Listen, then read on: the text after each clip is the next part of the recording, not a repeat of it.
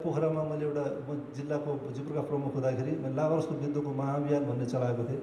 त्यहाँ तपाईँको 80 to 85% मैले त्यहाँ लाभारसलाई सिद्ध्याएर आएको मान्छे हो होइन। अहिले अवस्था के छ मलाई थाहा छैन, तर त्यति बेला काठमाडौँ, धरान, तेस्रोमा पोखरा थियो। 85% ड्रग्स, त्यो चाहे ओसार पसार होस् चाहे दुर्व्यसन होस्, त्यहाँको के अरे एउटा डक्टर पेसामा संलग्न भएका डक्टर समेतलाई मैले कारवाही गरेको अवस्था थियो।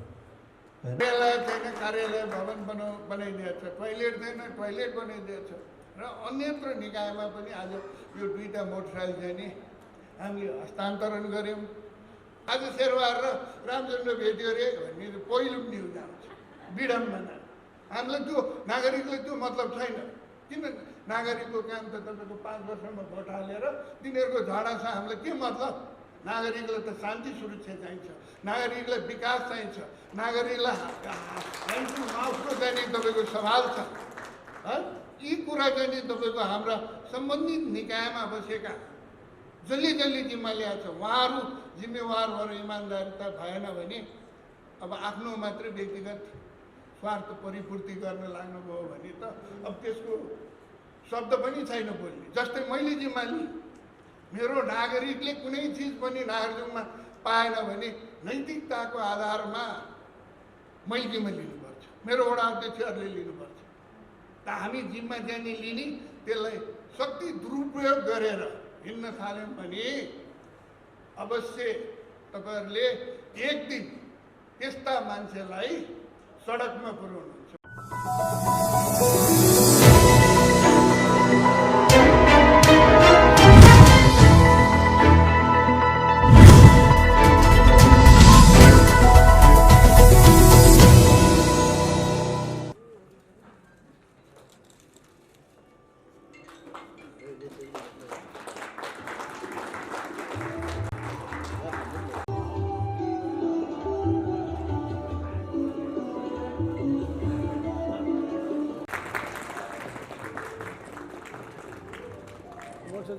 सर्वप्रथम म यस कार्यक्रममा प्रमुख अतिथि, विशेष अतिथि लगायत उपस्थित सम्पूर्ण अतिथिहरूलाई हार्दिक स्वागत गर्न चाहन्छु।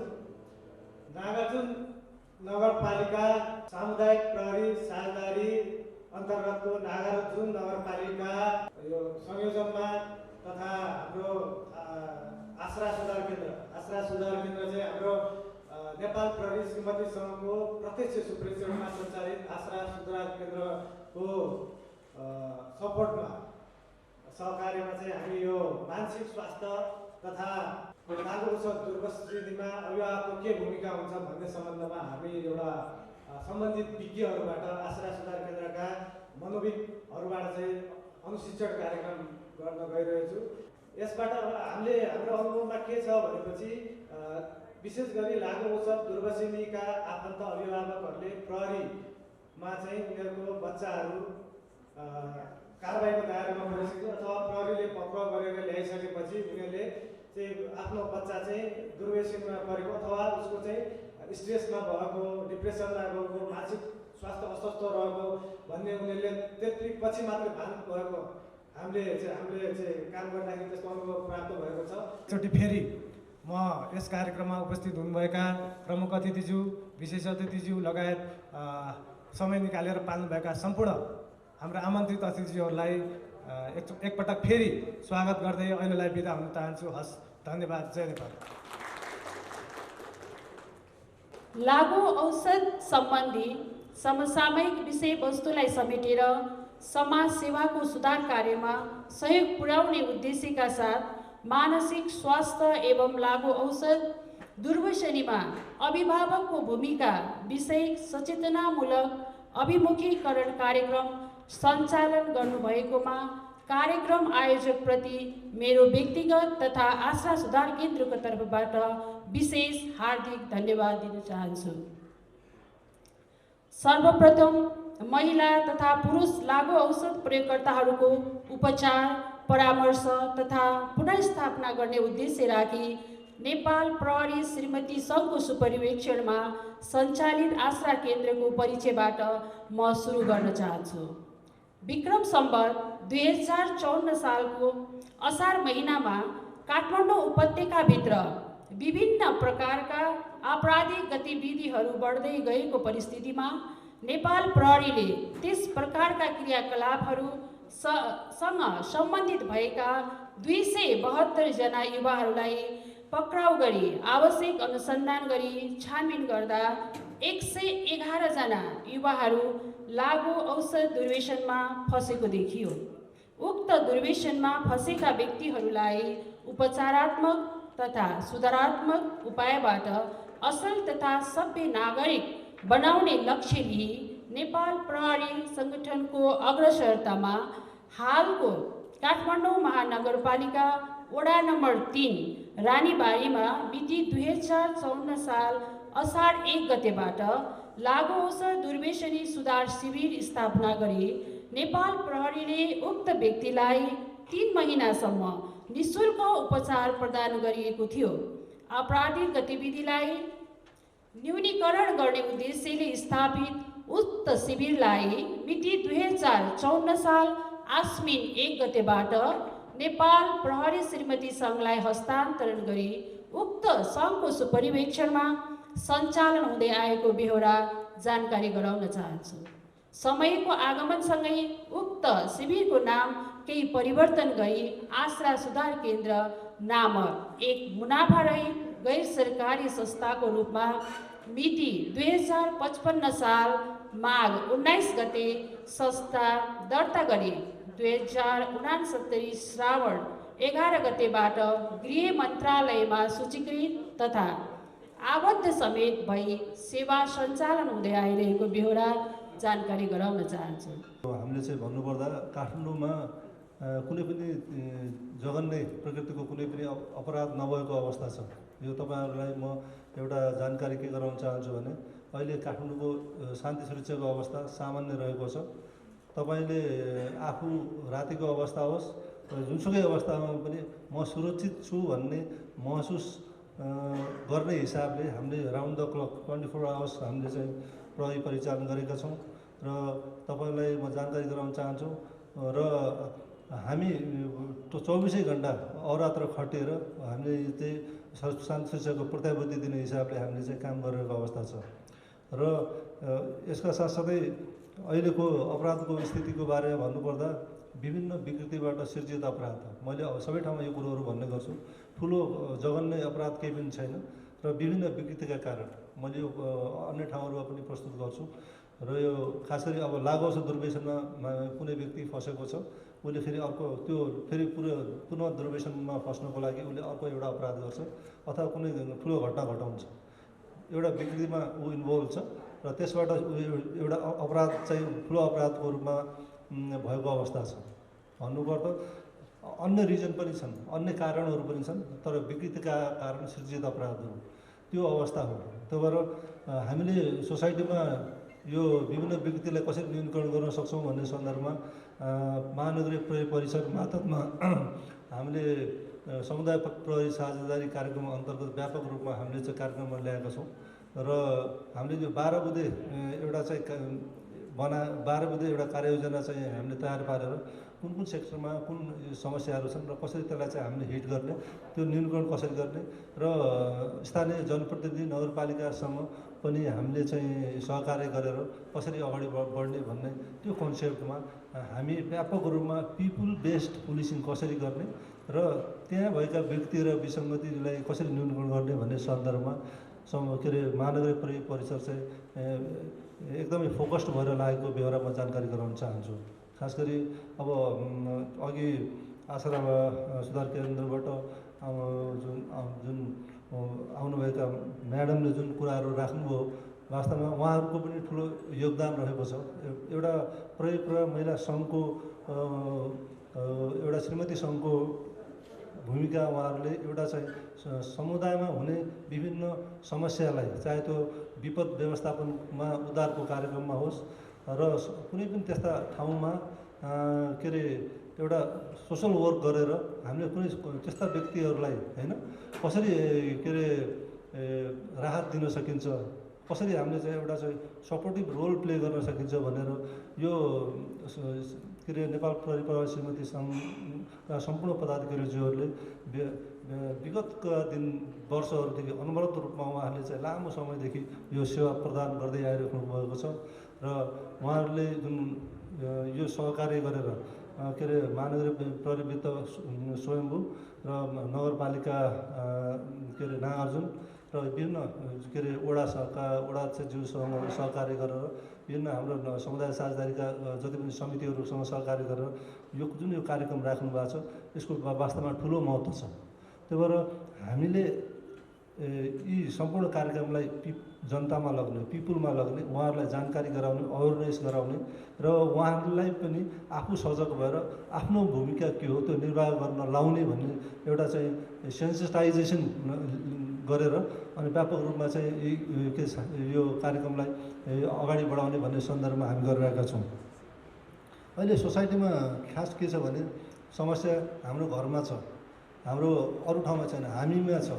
समस्या के छ भने पहिला मैले यो अन्य ठाउँहरूमा पनि भन्ने गर्छु, यो नैतिक शिक्षाको कुराहरू गर्नुपर्दाखेरि हामीमा त्यो नैतिक शिक्षाको अहिले पढाइको नभएको अवस्था छ होइन। जस्तो हामी स्कुलहरूमा हेर्छौँ अहिले नैतिक शिक्षा, मोरल एजुकेसन भन्ने कुरै छैन।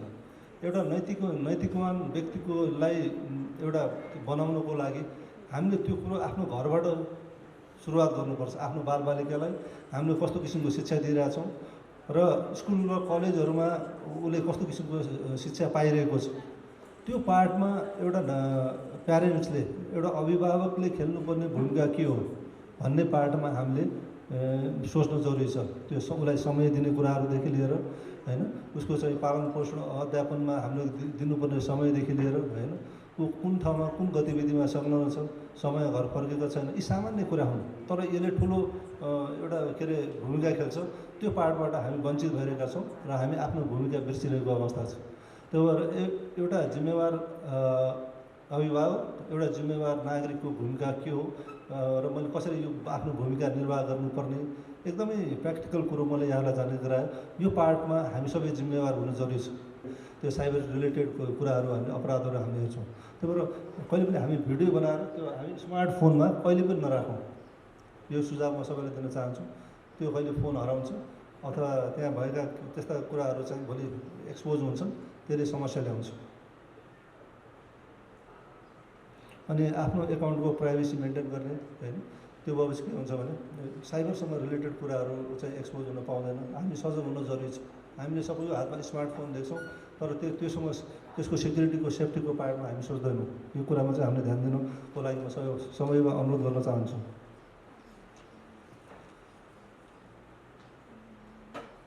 म धेरै लामो बोल्दैन, अब अर्को सेसन हजुरहरूको सुरुवात होला र मलाई यो प्रमुख अतिथिको रूपमा आमन्त्रण गर्नुभयो, यो आयोजकप्रति म विशेष आभार प्रकट गर्न चाहन्छु। र यस्ता कार्यक्रममा हामीले व्यापक रूपमा जानुपर्छ, पिपुलमा जानुपर्छ र समस्या के छ, कुन एरियामा लागुस्त दुर्व्यसन कुन ठाउँमा छ होइन, र त्यो ठाउँमा त्यसलाई कसरी न्यूनीकरण गर्ने भन्ने पार्टमा यो एउटा जिम्मेवार नागरिकको भूमिका हजुरहरूले खेल्न जरुरी छ। हजुरहरूबाट त्यो भूमिका निर्वाह गर्नुपर्यो। प्रहरीले आफ्नो ड्युटी, आफ्नो अपराध रोकथाम, नियन्त्रण, शान्ति सुरक्षा, अमन चैन कायम गर्ने काम राउन्ड द क्लक 24 घण्टा खटिएको अवस्था हो। तर यसमा एउटा जिम्मेवार नागरिकको भूमिका के होइन। अब कस्तो हुन्छ भने अब त्यही रोड एक्सिडेन्ट भइरहेको हुन्छ, झगडा भइरहेको हुन्छ, विभिन्न घटनाहरू भइरहेको हुन्छ, त्यो मान्छे त्यहाँ मुखदर्शक भएर त्यहाँ हेरिरहेको हुन्छ, 100मा फोन गर्दैन होइन। पुलिसले कमसेकम जानकारी त गराउनु पऱ्यो। एउटा जिम्मेवार नागरिकको भूमिका, त्यहाँ भिडियो बनाइरहेको हुन्छ उसले प्रहरीलाई खबर गर्दैन कि हामी कहाँ पुगेका छौँ भन्ने कुरा हामी त्यहाँबाट इमेजिन गर्न सक्छौँ। सो एउटा आफ्नो जिम्मेवार भूमिकाको निर्वाह गर्नको लागि आग्रह गर्न चाहन्छु। किनभने हामी के अरे वर्दी लागेका नागरिक हौँ भने हजुरहरू चाहिँ बिना वर्दीका प्रहरी हुनुहुन्छ। हामी ह्यान्ड टु ह्यान्ड होइन सहकार्य गरेर हातेमालो गरेर अगाडि बढ्नुपर्छ। त्यसपछि हामी आफ्नो समाजलाई, आफ्नो सोसाइटीलाई हामीले अपराधरहित समाजको सिर्जना गर्न सक्छौँ जस्तो मलाई लाग्छ। हामी यो असम्भव छैन, यो सम्भव छ होइन। त्यही भएर मैले अस्ति पनि भनेको थिएँ अर्को यो कार्यक्रममा, योभन्दा पहिला पोखरामा मैले म जिल्लाको जिपुरका प्रमुख हुँदाखेरि मैले लाभरसको विरुद्धको महाअभियान भन्ने चलाएको थिएँ। त्यहाँ तपाईँको 80 to 85% मैले त्यहाँ लाभरसलाई सिद्ध्याएर आएको मान्छे हो होइन। अहिले अवस्था के छ मलाई थाहा छैन, तर त्यति बेला काठमाडौँ, धरान, तेस्रोमा पोखरा थियो। 85% ड्रग्स, त्यो चाहे ओसार पसार होस् चाहे दुर्व्यसन होस्, त्यहाँको के अरे एउटा डक्टर पेसामा संलग्न भएका डक्टरहरू समेतलाई मैले कारवाही गरेको अवस्था थियो होइन। भनेपछि यसमा हामी सबै लाग्नुपर्छ, सबै समाजका सबै स्टेक होल्डर्सहरू सबैले चासो लिएर राख्यो भने अनि बल्ल शान्ति सुरक्षा कायम हुन्छ र अनि एउटा आपसी एउटा ब्रदरहुडनेस सोसल हार्मोनी हामीले मेन्टेन गर्न सक्छौँ। अनि बल्ल चाहिँ एउटा होइन समृद्ध नेपाल सुखी नेपालको जुन एउटा स्लोगन छ त्यसलाई चाहिँ हामी चाहिँ वास्तवमा त्यसलाई व्यवहारमा उतार्न सक्छौँ जस्तो मलाई लाग्छ। जबसम्म समाजमा शान्ति सुरक्षा हुँदैन, अपराधको रोकथाम नियन्त्रण हुँदैन, तबसम्म त्यो विकास होइन भन्ने कुरो चाहिँ त्यति सम्भव हुँदैन। त्यही भएर यो सँगसँगै अगाडि बढ्छ, शान्ति सुरक्षा र डेभलपमेन्ट यो सबै सँगसँगै अगाडि बढ्छ र यसमा हजुरहरूको सबैको उसमा चाहिँ के गर्नुपर्छ भने हामी सँगै मिलेर अगाडि बढ्नुपर्छ जस्तो मलाई लाग्छ। र मलाई यहाँ बोलाउनु भयो, यहाँ बोलाएर यो प्रमुख अतिथिको रूपमा केही शब्द राख्नु दिनुभएकोमा आयोजकप्रति हार्दिक आभार प्रकट गर्न चाहन्छु र फेरि भेटिने बाचा गर्दै आफ्नो भनाइ यति गर्छु। धन्यवाद। धन्यवाद। प्रहरी र जनप्रतिनिधि बीचको एउटा समन्वयले समाजमा सकारात्मक शान्ति सुरक्षा र अन्यत्र विकास निर्माणका कार्यहरू र यस्ता दुर्व्यसनी जो हाम्रो समाजमा छन् त्यसलाई नियन्त्रण गर्न एउटा साझा उद्देश्यका साथ यो जुन कार्यक्रम भइरहेको छ र यसले हाम्रो सिङ्गो नगरपालिका र देशलाई नै एउटा अग्रगामी र एउटा महत्त्वपूर्ण र समाज परिवर्तन गर्नको लागि जुन समाज र अभिभावकका मर्काहरू छन् त्यसलाई एउटा समन्वयको साथमा कार्यान्वयन गराएर त्यसलाई न्यूनीकरण गर्नको लागि जुन कार्यक्रम भएको छ यो आफैमा एउटा ऐतिहासिक कार्यक्रम हो र यसले हाम्रो समाजमा यस्ता दुर्व्यसनीहरू र दुर्व्यसनीबाट हुन सक्ने घटनाहरूलाई समयमै जनचेतना अभिमुखीकरण र छलफलबाट समाजमा यसलाई तल्लो वर्गसम्म लगेर कार्यान्वयन गर्यो भने यसबाट ठुलो हामीले राहत चाहिँ प्राप्त गर्न सक्नेछौँ र समाज परिवर्तन गर्न सक्नेछौँ।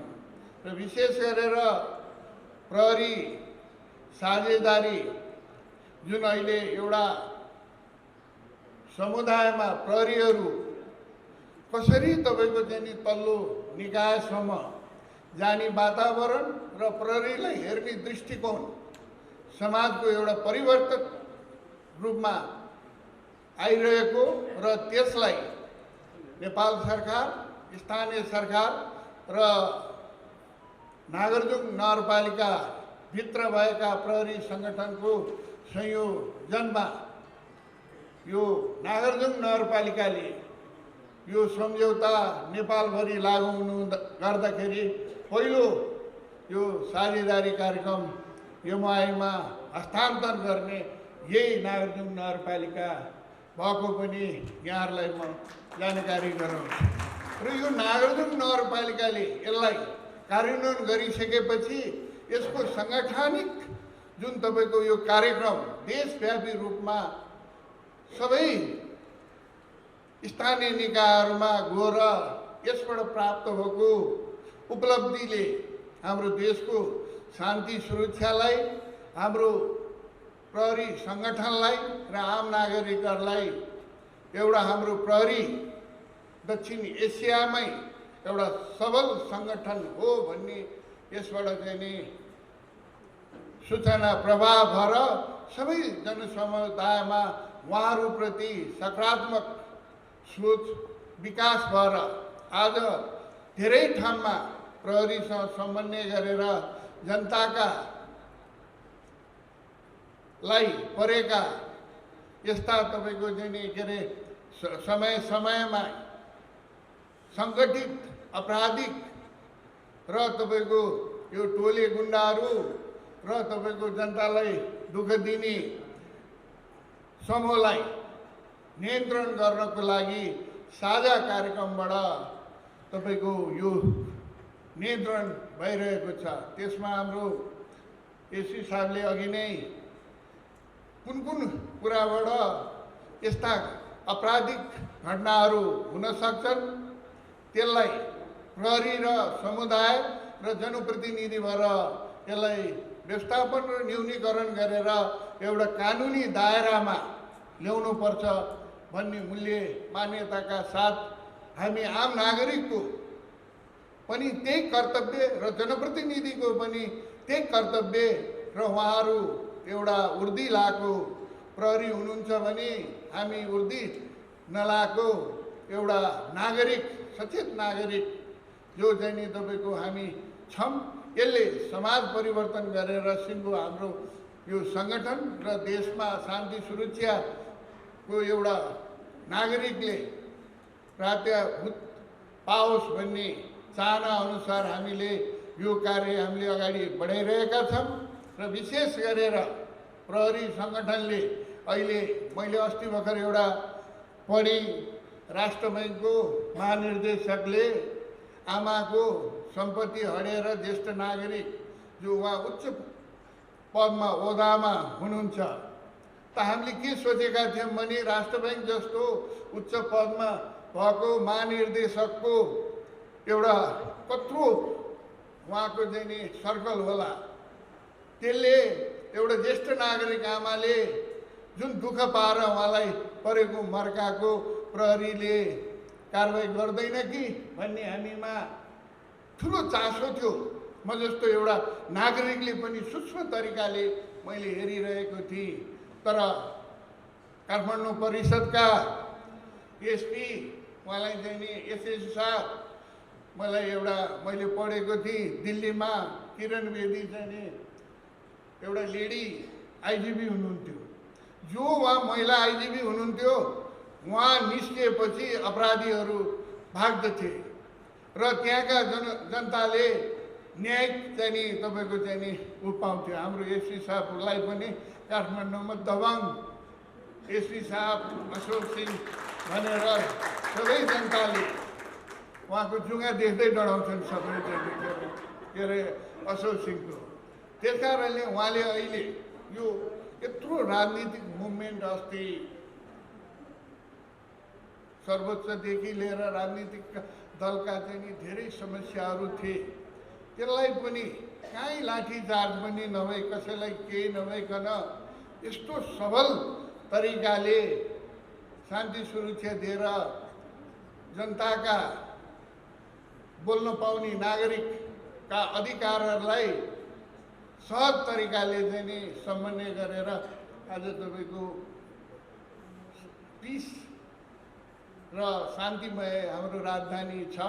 त्यसको लागि सम्पूर्ण नगरवासी र यहाँ उपस्थित हुनुभएका मेरा धेरै मित्रहरू हुनुहुन्छ। यहाँ अहिले कमसेकम 15 जना चाहिँ नि राष्ट्रिय स्तरको पत्रकारहरू हुनुहुन्छ, जस्तै राजशास हुनुहुन्छ, गोर्खापत्र हुनुहुन्छ। अब भोलि यो देशभरि नै यसको प्रभाव चाहिँ नि जाँदछ। उहाँहरूले पनि हामी सबैको तर्फबाट यो पुलिस प्रशासनको नेतृत्वको सङ्गठनलाई हामी धन्यवाद पनि दिन चाहन्छौँ र आगामी दिनमा पनि यो सङ्गठनले जनतालाई यस्तै न्यायिक कार्य राजनीतिक दलगत स्वार्थभन्दा जनतालाई उहाँहरूको जुन नियम अधिकार कानुन छ त्यसलाई हेर्ने दृष्टिकोण सबै नागरिकलाई समान भएर पीडित पक्षले न्याय पाउँछ भन्ने हाम्रो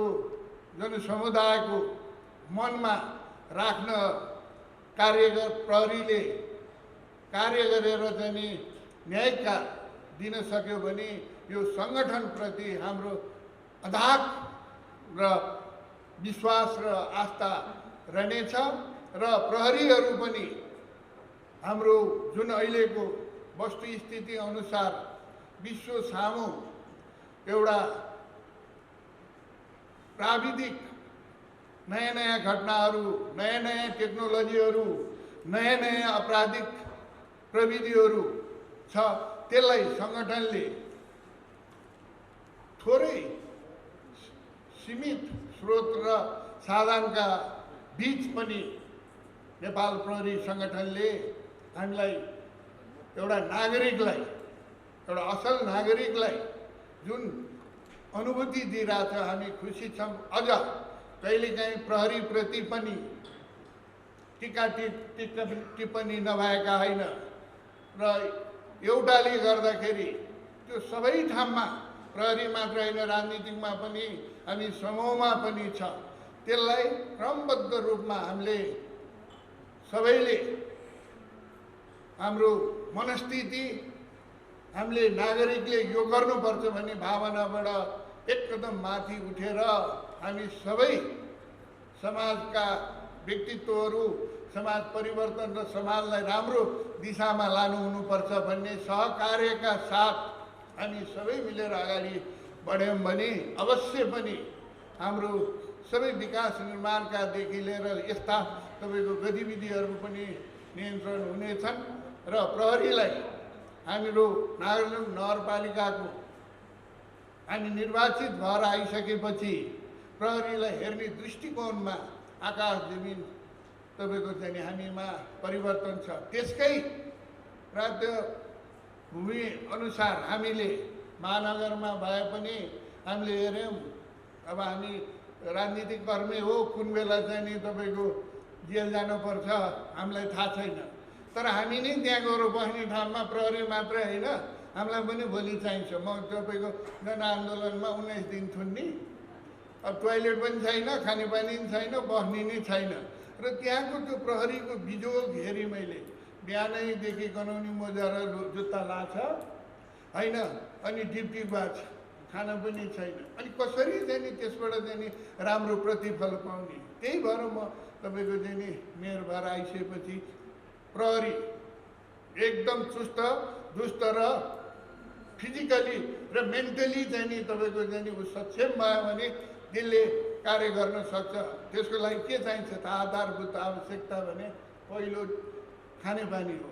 खानेपानी जो उसले चाहिँ नि डेली चाहिँ नि नुहाउन सकोस् भनेर हामीले डिप बोरिङ चाहिँ नि 30 लाख बराबरको गरेर आज तपाईँको सायद मलाई महानगरमा पनि छैन होला है त्यो पानी खेल्नुमा छ, त्यो मैले एसएसआरलाई भन्न अवगत गराउन थालेँ। र अर्को तपाईँको जाडोको समयमा कसरी नुहाउने, हाकिम साहबहरू चाहिँ तपाईँको के अरे त्यो गिजर र सोलरले नुहाउने। अब पहिला हाकिम साहब त एउटा हुनुहुन्छ, एसपी साहब, सिपाही त धेरै छन्। अब सिपाही नै ठिक भएन भने तपाईँले खटाएको ड्युटी कसरी कार्यान्वयन हुन्छ। पहिलो चाहिँ नि तपाईँको हाकिम साहबले होइन मेरो के अरे यो हाम्रो तल्लो दर्जाले गर्नुपर्छ भनेर त्यहाँ अहिले सोलर हालिदिएको छ, सबै मजाले चाहिँ नुहाउनुहुन्छ। कार्यालय छैन, कार्यालय भवन बनाइदिएको छ, टोयलेट छैन, टोयलेट बनाइदिएको छ। र अन्यत्र निकायमा पनि आज यो 2टा मोटरसाइकल चाहिँ नि हामीले हस्तान्तरण गऱ्यौँ। हामीले अर्को 3टा गर्दैछौँ, 5वटा चाहिँ नि गर्दैछौँ। हाम्रो इलाकामा तपाईँको चाहिँ नि स्वयम्भू अन्तर्गत र कालीमाटी अन्तर्गत चाहिँ नि 5वटा बिटहरू छ। एउटा तपाईँको वडा नम्बर 1 मा, एउटा तपाईँको चाहिँ नि स्वयम्भूमा, एउटा सीतापाइलामा, एउटा भेडुङ्गामा र एउटा सिफ्टटारमा छ। त अब नागरिकको कुनै पनि अहिले यो सहरी यो बस्तीले गर्दाखेरि नागरजुङ नगरपालिकामा अहिलेको अब आउने जनसङ्ख्याले को जनगणना हेर्ने हो भने 1,25,000 पुग्छ। तर अब यति 25 जना प्रहरीले 1,25,000 जनालाई शान्ति सुरक्षा दिनलाई सकेन भने त्यसको पहिलो मार प्रहरी हुन्छ, दोस्रो मार चाहिँ स्थानीय प्रमुख हुन्छ। त्यसलाई दृष्टिगत गरी समयमै यस्ता आपराधिक क्रियाकलाप नियन्त्रण गर्नको लागि अब सबै ठाउँमा सरकारले यो भेहिकलहरू पुर्याउन सकेका छैन, सरकारी यातायातका अब हामी स्थानीय सरकारको भएको हुनाले स्थानीय सरकारभित्र भएका यस्ता सङ्गठनहरूलाई हामीले नै परिचालन गरेर त्यसबाट चाहिँ नि नागरिकको सुरक्षा गर्नुपर्छ भन्ने उद्देश्यका साथ आज यो 2टा मोटरसाइकल चाहिँ नि हस्तान्तरण गरेका हौँ र अब केही समयपछि हामी 3टा गर्नेछौँ र उहाँहरूलाई सुत्ने भवनहरूको पनि तपाईँको हामी सामूहिक रूपमा तपाईँको चाहिँ नि अस्ति पहिला मेरै नेतृत्वमा 5 रोपनी चाहिँ नि क्याबिनेटबाट डिसिजन गरेर सीतापाइला चौकी भवन चाहिँ जग्गा प्रदान गरेका छौँ, अन्त पनि छन्। र विशेष गरेर म अहिले एसएससी साहब र डिसी साहबलाई यही मञ्चमा नागरिकहरूको गुनासो र मेरो पनि तपाईँको हुनाले यो भिडुङ्गाको नाकालाई प्रहरीको आँखामा कमा गएको छ अरे, त्यो चाहिँ नि शान्ति सुरक्षाको चुनौतीमा कमा चाहिँ नि गएको छ भनेर मेरो धेरै एसएससी साहबहरूसँग चाहिँ नि कुरो चाहिँ नि भयो। तर त्यहाँ प्रहरीको दृष्टिकोण चाहिँ नि त्यति गएको मैले देखाएको छैन। मैले त्यो भन्न खोजेको कुरो के भन्नु होला भने अब यो थानकोटमा चाहिँ नि जति पनि चेक गर्ने चाहिँ नि के अरे संयन्त्रहरू छ, तर अब त्यो बाटो आउँदैन। भेडुङ्गाको गल्छीबाट चाहिँ नि सबै त्रिशुलीदेखि आउने चाहिँ नि मुख्य नाका चाहिँ नि त्यहाँ हो। त्यहाँका जनता जब राति परेपछि के हुन्छ अरे मैले सुने, म त अलिकति तपाईँको सेवा सुविधा सम्पन्न हाउसिङभित्र बस्छु, तर म त्यहाँ सुन्दिनँ। तर मैले नागरिकहरूले मलाई के भन्छन् भने राति भएपछि त्यहाँ मोटरको दिउँसोको भन्दा नि बढी चाप हुन्छ अरे। त्यो हुनुपर्ने कारण के हो? त्यसलाई हाम्रो एसएससी साहबले भेडुङ्गामा एउटा चाहिँ नि चौकी निर्माण गरेर त्यो रोक्न सकेन भने भेडुङ्गा मात्र होइन, त्यसले भ्यालीलाई पनि ठुलो प्रहरी सङ्गठनभित्र चुनौती पर्छ। त्यसलाई चाहिँ नि आज यो हाम्रो पारिवारिक यो तपाईँको चाहिँ नि छलफलमा यो कुरो राख्न पाउने मेरो चाहिँ नि एसएससी साहबलाई अनुरोध। र अनि यस्तै गरेर फेरि अर्को हामीलाई के लागेको छ भने अब हाम्रो देशमा हुनुहुन्छ, बल्ल बल्ल बल्ल बल्ल यहाँको चाहिँ नि तपाईँको यहाँको क्रियाकलाप, यहाँको शान्ति सुरक्षा, यहाँका सबैको चिज चाहिँ नि एसएससी साहबले पनि उहाँले पनि तपाईँको चाहिँ नि बल्ल काम गर्ने बेलामा 1 वर्षमै स्वर्ग गरिदिन्छ। अनि फेरि 1 वर्षमा आएर चाहिँ तपाईँको स्वर्ग गरिसकेपछि त्यसले त्यहाँ काम गर्न र बुझ्ने हुँदा हुँदै जनताले चाहिँ नि तपाईँको चाहिँ नि त्यति राहत चाहिँ नि नपाएको महसुस होला। हाम्रो उपत्यकाभित्र हाम्रो महानगर नगरपालिकाका प्रमुख विद्यासुन्दर साक्यज्यूको संयोजकतामा 19वटा भ्याली फोरम चाहिँ नि छ। त्यसमा हाम्रो घनीभूत रूपमा हामीले उहाँहरूको सङ्गठनलाई पनि अवगत गराएका छौँ। कमसेकम 2 वर्ष चाहिँ नि तपाईँको जो आए पनि उहाँहरूलाई चाहिँ नि यहाँ राख्नुपर्छ भनेर हामीले यहाँका जुन तपाईँको शान्ति सुरक्षाको बारेमा गृह मन्त्रालय, सिडिओ साहब र तपाईँको आइजी साहबलाई पनि हामीले अवगत छौँ। र मैले यो विशेष के भन्न खोजेको भने तपाईँ मिडियाकर्मीहरू हुनुहुन्छ, तपाईँहरूले बोलेको कुरा चाहिँ नि आजै यो गरेको कुरा भोलि गोर्खापत्रदेखि लिएर राजशासनदेखि यो देशव्यापी रूपमा जान्छ। तपाईँको आवाजलाई जनता र त्यो सम्बन्धित निकायमा त्यसले चाहिँ नि मैले बोल्दा त एउटा काङ्ग्रेसको मेयरले नागरिकले बोल्यो भनेर हरुका उडाउन सक्छ, तर तपाईँहरू पत्रकार साथीहरूले पनि यो झडा परेकोलाई मात्रै नेतामा झडा परेलाई चाहिँ नि प्राथमिकता दिनुहुन्छ। जुन नागरिकको मूलभूत कुरा तपाईँको चाहिँ नि तपाईँहरूले चाहिँ नि उठाउनु पर्ने कुरा हो त्यसलाई चाहिँ दिनुहुन्न। त्यस कारणले आज म यहाँहरू विनम्र अनुरोध गर्छु नागरिकको तर्फबाट यहाँहरूले यसलाई चाहिँ नि पहिलो हेडिङको रूपमा चाहिँ नि दिनुभयो भने हुन्छ। आज शेरबहादुर र रामचन्द्र भेट्यो अरे भन्ने पहिलो न्युज आउँछ, विडम्बना। हामीलाई त्यो नागरिकले त्यो मतलब छैन। किन नागरिकको काम त तपाईँको 5 वर्षमा भोट हालेर तिनीहरूको झडासँग हामीलाई के मतलब? नागरिकलाई त शान्ति सुरक्षा चाहिन्छ, नागरिकलाई विकास चाहिन्छ, नागरिकलाई ह्यान्ड टु माउथको चाहिँ नि तपाईँको सवाल छ। यी कुरा चाहिँ नि तपाईँको हाम्रा सम्बन्धित निकायमा बसेका जसले जिम्मा ल्याएको छ उहाँहरू जिम्मेवार भएर इमान्दारिता भएन भने अब आफ्नो मात्रै व्यक्तिगत स्वार्थ परिपूर्ति गर्न लाग्नुभयो भने त अब त्यसको शब्द पनि छैन बोल्ने। जस्तै मैले जिम्मा लिएँ, मेरो नागरिकले कुनै चिज पनि नागरिकमा पाएन भने नैतिकताको आधारमा मैले जिम्मा लिनुपर्छ, मेरो वडा अध्यक्षहरूले लिनुपर्छ। त हामी जिम्मा जाने लिने त्यसलाई शक्ति दुरुपयोग गरेर हिँड्न थाल्यौँ भने अवश्य तपाईँहरूले एक दिन त्यस्ता मान्छेलाई सडकमा पुर्याउनुहुन्छ।